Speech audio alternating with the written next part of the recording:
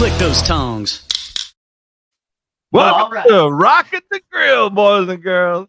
Woo, episode 9, Jim. Episode number 9. I can't believe it. We virtually should be worth millions by now. Well, you know, we're working on it. We're working hard on it. Man. So it was your turn to pick the artist and the menu item.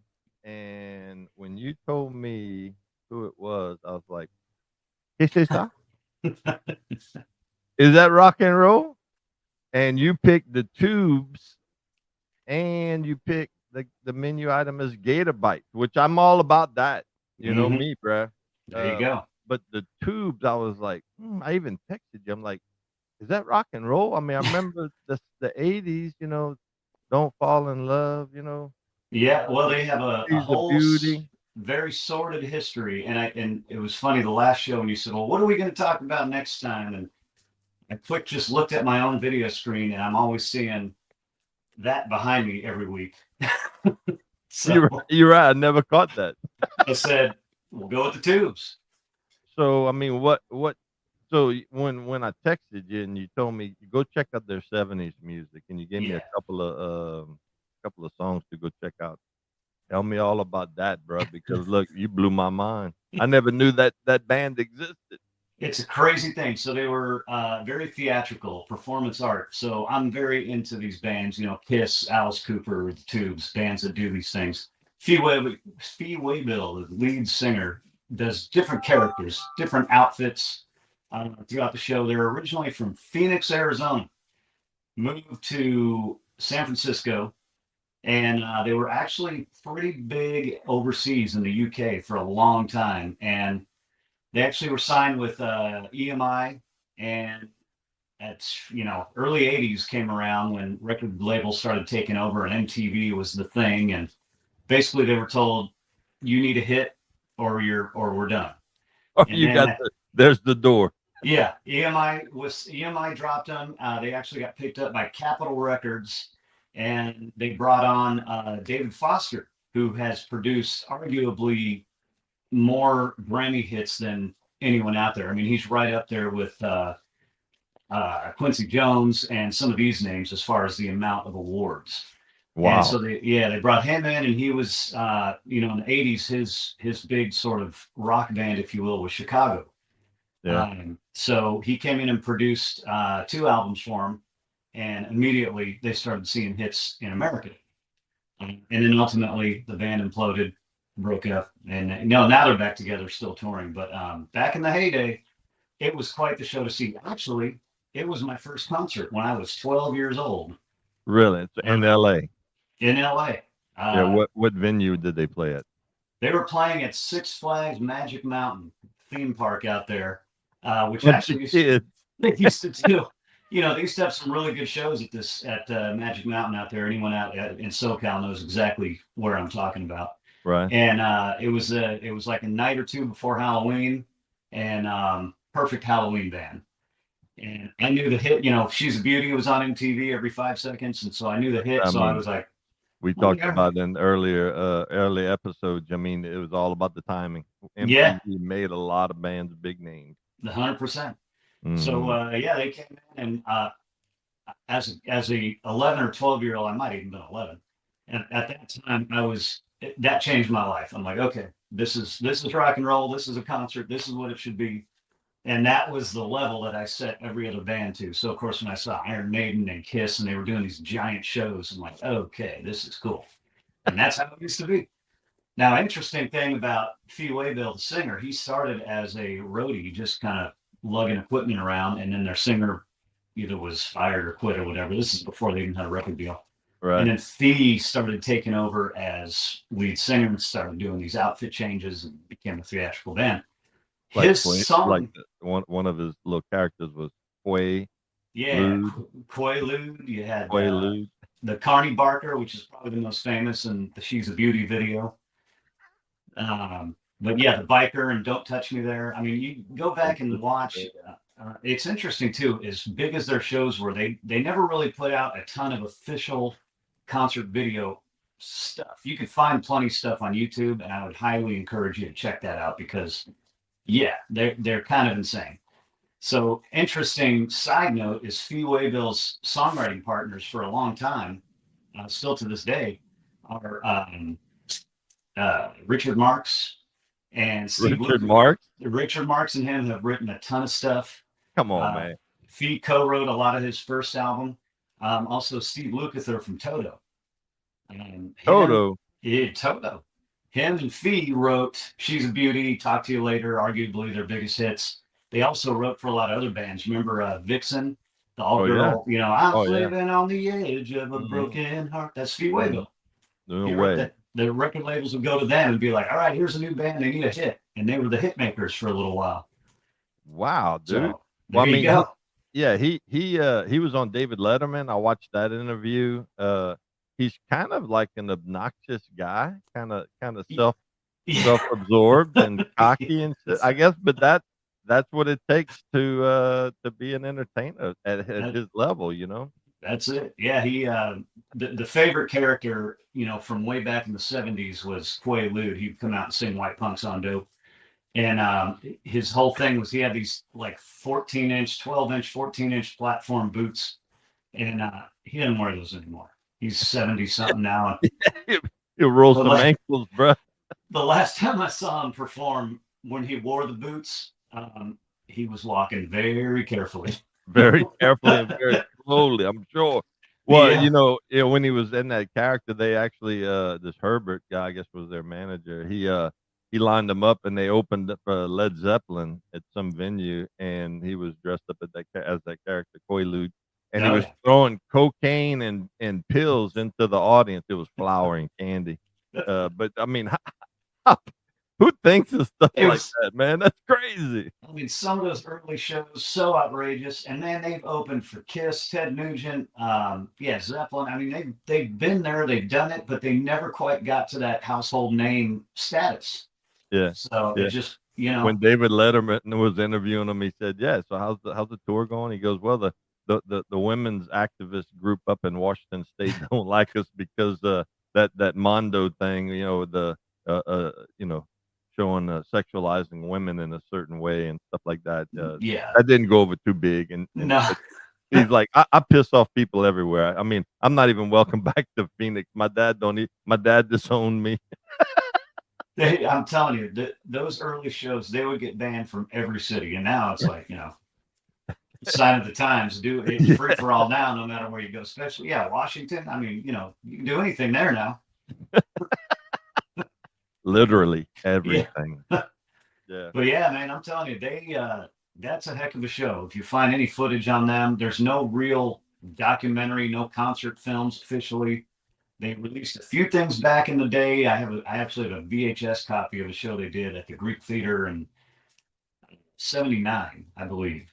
And that's about the closest thing to an official concert film. And then they did release overseas, they released a concert film from more recently, like 2004 or 5, called the Wild West Show. And they had a whole cowboy theme. And that was the other thing. The tours they would do, they would always pick a theme and run with it. And then all the characters would be kind of dressed in that kind of zone.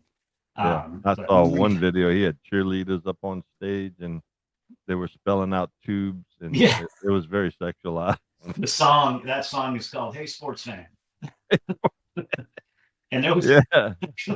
there was a music production company that put out like sports themed songs, and that song redone called "Hey Saints Fans" actually ended up on an album years later.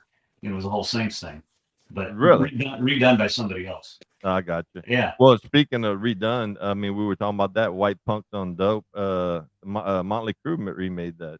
that's right. Yeah. And Several that's other one of those, yeah, a lot of people don't even know. That was a pretty obscure album called New Tattoo that came out '90s, I think, somewhere when I remember it. Yeah. grunge was taking over. But Mhm. if people even remember that album and that song from the Crew, they probably don't even know that was the Tubes. The Tubes. Yeah. Yeah, I didn't. yeah, I mean, that's what I was telling you before we got on the camera. I said, man, I love this show because in doing the research, I learned so much about. I thought I knew, yeah, but then you start researching. It's like you knew about this much. yeah, yeah. The Tubes. Is one of those, those bands I know way too much about, and I'm still like obsessed with them to this day. Well, Yeah. I mean, you were in the zone. You were in LA. You know, at that time, it was your first major concert. I mean, you just fell in love with that. That I was mean, it. I could easily see how that could happen. Impressionable youth. I turned out Slap just them fine. around, T. I turned out just fine. All right, man. We're at the halfway mark. You want to All talk about right. some Gator Bites, bro? Let's talk about this grilled gator bites. This is something that I do in a lot of my travels when I'm cooking, doing a demo somewhere. I like to take things from Louisiana, and what is more Louisiana than alligator? Yeah, and Uh, you're normally up in the northwest side of the United States. So yeah, when you mention the word gator, they're like, "Get this out! You cooking gator? yeah. Come They on, talk man!" about, and this is the uniform when you're cooking alligator. You got to That's wear the it. proper thing. You gotta gear up, bro.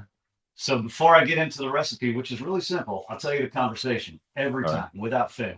I'm always dressed up in my gear and everything. Got my LSU Voodoo apron, hat. voodoo bone hat, Mardi Gras beads. And I'll grill it up. Come and get your gator bites, and they go, "This isn't really gator." And so, yes, it is. Where are you going to get gator out here? I said, "I brought it from home." And then they said, "Well, where do you live?" And I'm like, "Really? With my outfit, you got?" You want to take a wild guess, bro? Yeah. Uh, and then inevitably, oh, it tastes like chicken, which I have to correct them. Chicken tastes like gator. That's right. That's a good one, there, Jimmy.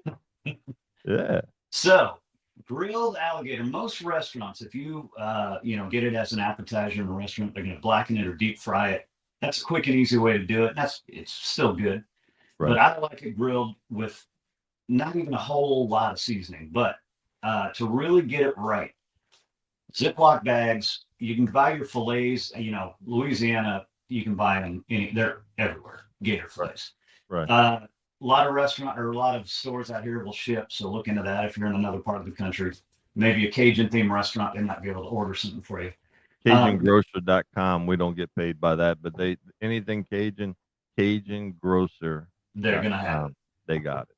So it comes usually in like a little frozen fillet, like a I don't know, 5x8-ish, 5x9-ish rectangular fillet, something like that. Let it thaw completely.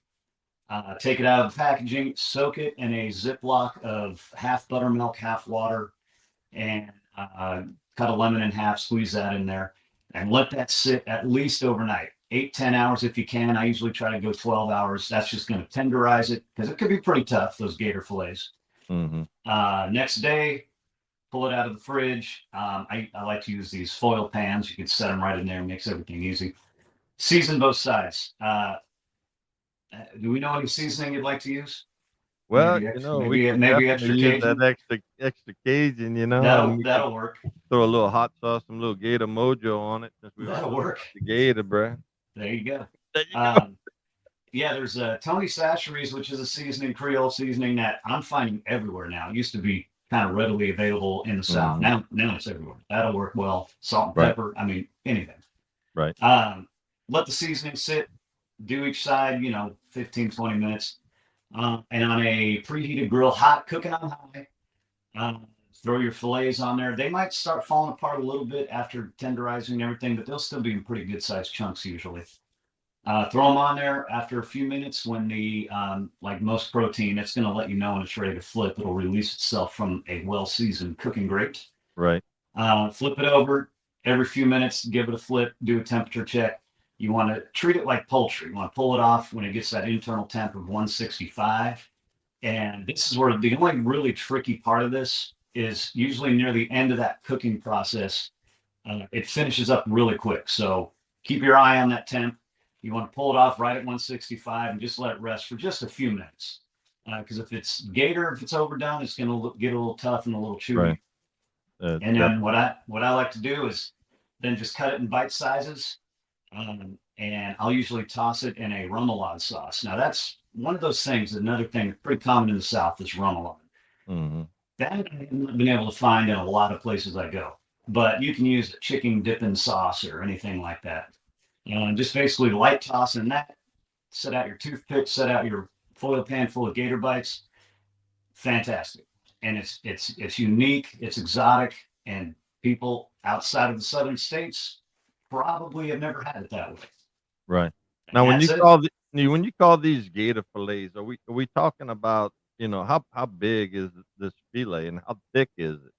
Usually you can, in most grocery stores, you can find them, and they're maybe 3/4 of an inch, maybe an inch thick, Okay. five-ish by nine-ish, I think, rectangular fillet. I've seen other specialty food stores. There'll be a little thicker chunks of gator. In that case, I like to just let them tenderize a little longer, even slice those in half when you go to grill them, just so everything gets cooked down really nice and it tenderizes up real well. Right. Well, But when you that's talked about grilling them, and flipping them and stuff, and then checking the internal temperature, I'm thinking, well, that's got to have some mass to it, to be able to do that.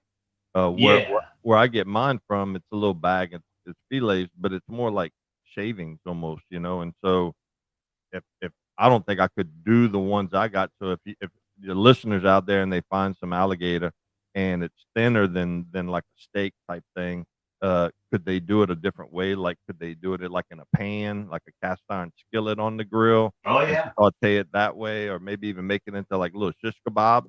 You know, absolutely. do the marinade the same way, the seasoning the same way, but skewer it up and just do like little shish kebabs on the Yeah, grill. actually, I'm glad you brought that up because often if I'm grilling on somebody else's grill, what I use has pretty tight spacing on that cooking grate.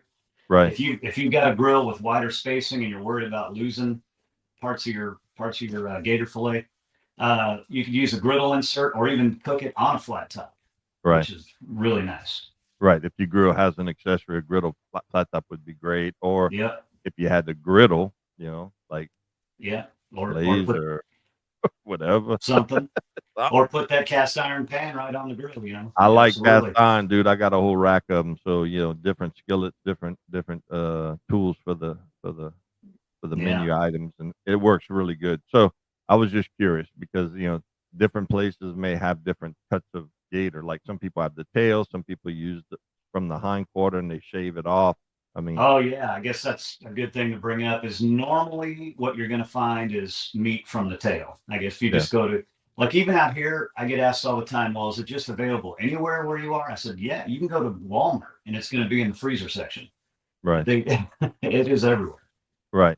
I wonder if anyone from the tubes ever had any gator. I don't know, man. Maybe they see this show and they wanna come on the show. We can go to them, we can Maybe fly out and go cook for them or something. the last time I saw them was in Portland, Oregon, and I got a chance to meet a number of the guys in the band. And I said, "Hey man, I'm out here from Baton Rouge and everything. And you came all the way out here just for us?" And I said, "Well, of course, I was out there for other reasons." But I said, "Well, of course I did." Of course I did. Um, I love you so guys that much. I said, "Why don't you guys ever play in the South?" And apparently, they had a bad situation in New Orleans back in the '80s, and they vowed never to come back. Ooh, well, that happened to me in Panama City, they said, "You're not allowed to ever come back again." But I did. It Yeah. just took 30 years. You think they'll remember me? And nah, we're good. Yeah, I don't think it don't matter, statute of limitation. There you go. So there, yeah, and there you have it. Well, man, so we covered the Gator Bites. I love that menu item. I can't wait to watch your video. And tell them how to find you on YouTube, brother. Yeah, YouTube at Grilling with Jimbo, Jimbo, just spell it regular. There And you go. I, in fact, just put my grilled gator video up last week. So Awesome. it's And you actually got this. the big Mardi Gras beads. It's easy to find it, right? Oh yeah, With you the can't voodoo hat, you can't miss it. And I have another video too, if you want to get a little more in depth, where I do alligator tacos uh, alligator tacos. Now with that's right up my alley, bro. with a fresh mango salsa, homemade. Yeah. So you Well, can find it all on there. Grilling with yeah, Jimbo. one of my best alligator stories is we were invited to go to Willie Robertson's house with the Duck Dynasty family, Oh yeah. and Mr. Phil was not supposed to be there because it was in the evening and he doesn't travel at night. And he ended up with Miss K showing up, and me and my brother were out there and we were grilling all kinds of stuff. Well, my brother had just shot a little gator in their little pond right next to their duck leash and shaved some of the meat off of the tail. And so he had a bag of it. And he said, "Man, here, Keith, here, look, cook that. I don't know how you want to cook it, but just cook that." So, man, I looked in my little junk box, and I had some some panko breadcrumbs. I had some flour. I had some seasoning. You know, I had gone to the grocery store. I had a little egg, so I made a little egg wash, and and I didn't have any cooking oil though. But I put my skillet on the grill, and I used olive oil.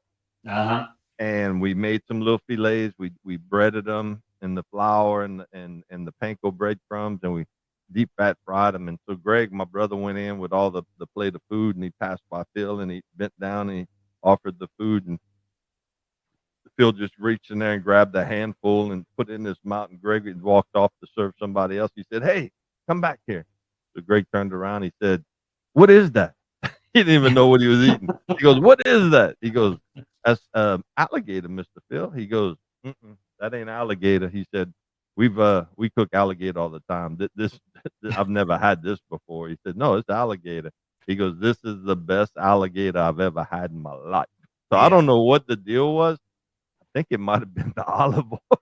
I'm gonna have to try that. I never tried it again, but it impressed Phil Robinson. And if he was impressed, that's saying a lot. Yeah, I'll take that. Sure. I'll take that. Man. Well, look, man, this is gonna go out. What is that? There's you are, little gator, with your Saints hoodie, bruh. Love it.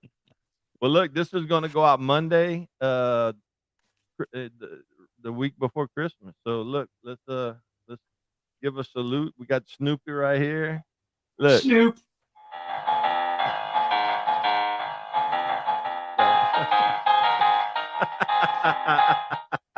Merry awesome. Christmas, guys. And we love y'all. We hope you're enjoying the show. And it's gonna be my pick next week. So I don't know what we're gonna pick, but it's gonna be pretty good. It's gonna be the New Year's Eve show. So let's think about that. But hey guys, if y'all got any suggestions, some of y'all have reached out to us on Facebook, and please, hey, if you got a special, like Scott Shelton said he wanted to hear some Warren, you know, talk about some Warren, bro. Sure. So look, throw us some suggestions and let us know what you think. And we love y'all. Wish y'all Merry Christmas to you and your family. And Jimbo, until next time, keep on rocking.